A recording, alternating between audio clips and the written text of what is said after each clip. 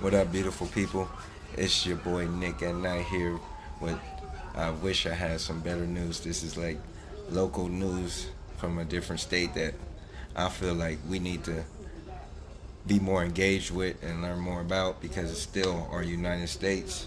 So, Susan Lorenz, 53-year-old lady out of Ocala, Florida, shot and killed 35-year-old AJ Owens. She had four beautiful children.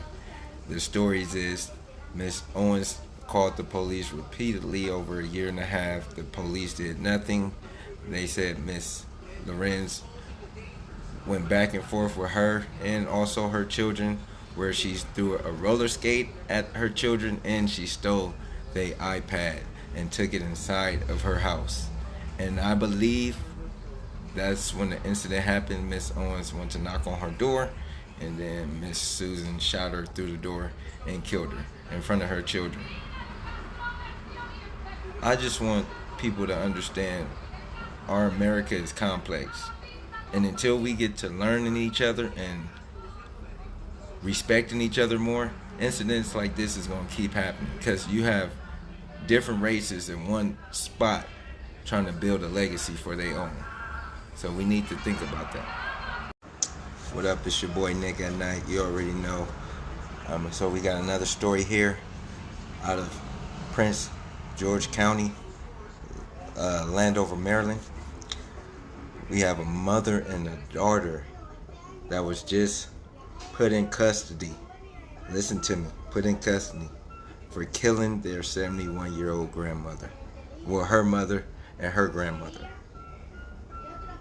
44-year-old Candace Craig and her daughter. Well, they say Candace, Miss Craig, was the one that initially murdered or killed her mother, and her daughter was accomplice.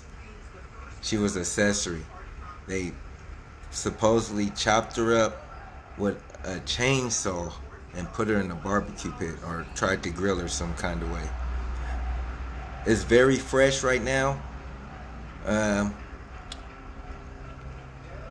They still want to see what caused the argument or the fight or whatever happened. They said they found more remainings in the basement. Until the coroner can do its examination, they won't know the cause of death. This is a sad, sad story. People put it out there. We need to stop this violence. Stop the violence. It's sad.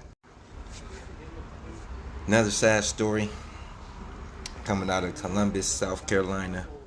58-year-old store owner Rick Chow shoots 14-year-old Cyrus Belton in the back. They accused him, Rick Chow's son accused Cyrus Belton of stealing a bottle of water.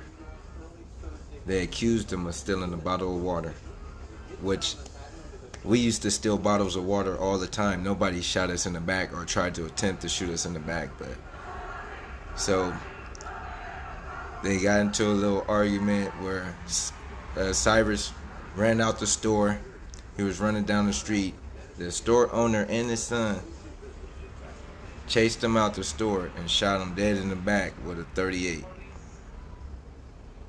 14-year-old. And I know this wasn't the first incident. They have two incidents where he pulled a firearm, 2015, 2018. Guess who it was on? It was black people also. And I'm not trying to push racist shit, but it's a problem. It's a problem here that's ingrained. It's ingrained deep. The communication here is off. It's horrible. We need to get a community understanding. If that's the community store that black people go to all the time, there should be a community respect there. Both ways.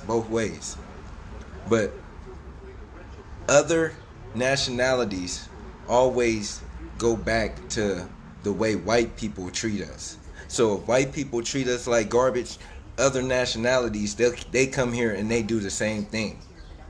And that's why we demand our respect that we bring to this country and this nation. Because a lot of people put their blood, sweat, and tears in making this place a better place for you and your children. And I don't see a number of incidents where black people are going out just shooting random white or other minority groups like Asians or the Italians or all those different nationalities that only fall under the white category because they need more capitalism and they need more votes. This is a serious problem here. Serious. And I'm going to speak on him stealing a bottle of water.